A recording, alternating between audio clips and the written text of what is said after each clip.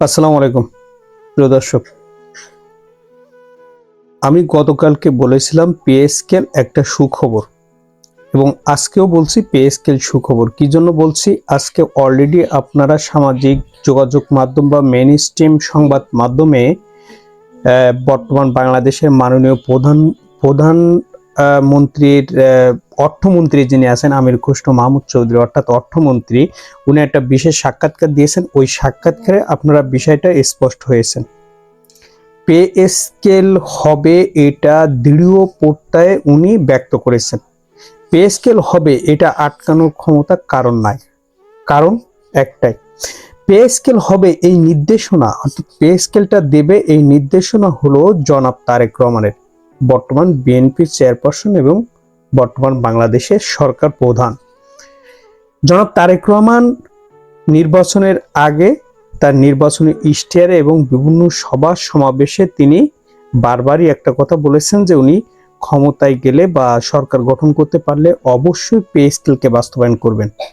উনার নির্দেশনা হলো পে স্কেল দিতে হবে, কারণ উনি জানেন সরকারি কর্মচারীরা দীর্ঘদিন যাবৎ বৈষম্যের শিকার। অষ্টম পে স্কেল দ্বারা তারা বৈষম্যের শিকার হয়েছেন, যে কারণে এই পে স্কেল দেওয়ার ব্যাপারে একদম দৃঢ় প্রত্যয় হলো জনাব তারেক রহমানের।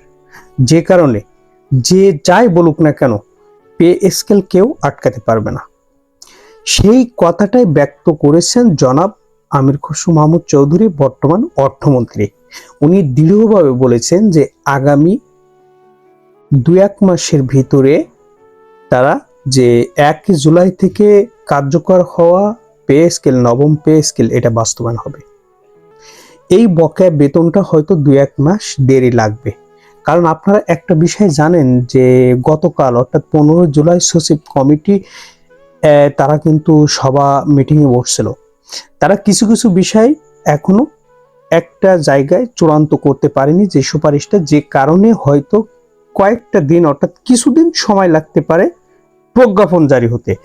কারণ আর্থিক সচ্ছলতা, প্রশাসনিক কাঠামো, বাহিনী জটিলতা এবং কারিগরি যে জটিলতাগুলো আছে, এই বিষয়গুলোকে সমন্বয় করে একটা সুপারিশমালা মন্ত্রিসভায় প্রেরণ করবেন। মন্ত্রিসভা এটাকে বিচার বিশ্লেষণ করে প্রজ্ঞাপন জারি করবেন। এটাই কিন্তু ফাইনাল হবে, এর বাইরে আর কোনো ভাবার কোনো কিছু নেই। আর এটা জনাব তারেক রহমানের নির্দেশনা। জনাব তারেক রহমান চায় পে স্কেল বাস্তবায়ন হোক। উনি দেশের আর্থিক সক্ষমতা দিকে বিবেচনা করে এটাকে ধাপে ধাপে বাস্তবায়ন করার চিন্তা ভাবনা করছেন। আমির খসরু মাহমুদ চৌধুরী আরো যে বিষয়গুলো ব্যক্ত করেন যে পে স্কেলের বিষয়ে অনেক কথা থাকবে, কিন্তু পে স্কেল বাস্তবায়ন হবে এটা নিশ্চিত। এটাতে কোনো জটিলতা বা কোনো প্রকার কপটতা নেই, যে কারণে পে স্কেল বাস্তবায়ন হতেই হবে, এর বিকল্প কিছু নেই। এখন একটা বিষয় যে পে স্কেল 2টা ধাপে না 3টা ধাপে, এখন বিষয়টা পে স্কেলের যে আমরা 50% বেসিক বলছিলাম, 100% বলছিলাম, 70% বলছিলাম, এখন বেসিকটা 1 থেকে 10ম গ্রেড পর্যন্ত 100% তারা বেসিক পাবে এবং 11 থেকে 20তম গ্রেড পর্যন্ত তারা তাদের যে বেসিকটা ফুল আছে 142% পর্যন্ত সেটাই পাবে। এর বিকল্প ভাইবার কিছু নেই। অর্থাৎ সুখবর হলো এটাই, আমির খসরু মাহমুদ চৌধুরী অর্থমন্ত্রী মাননীয়, উনি নিশ্চিত করেছেন যে পে স্কেল কার্যকর 1 তারিখ থেকে হয়ে গেছে। প্রিয় দর্শক, ভালো থাকবেন। আসসালামু আলাইকুম।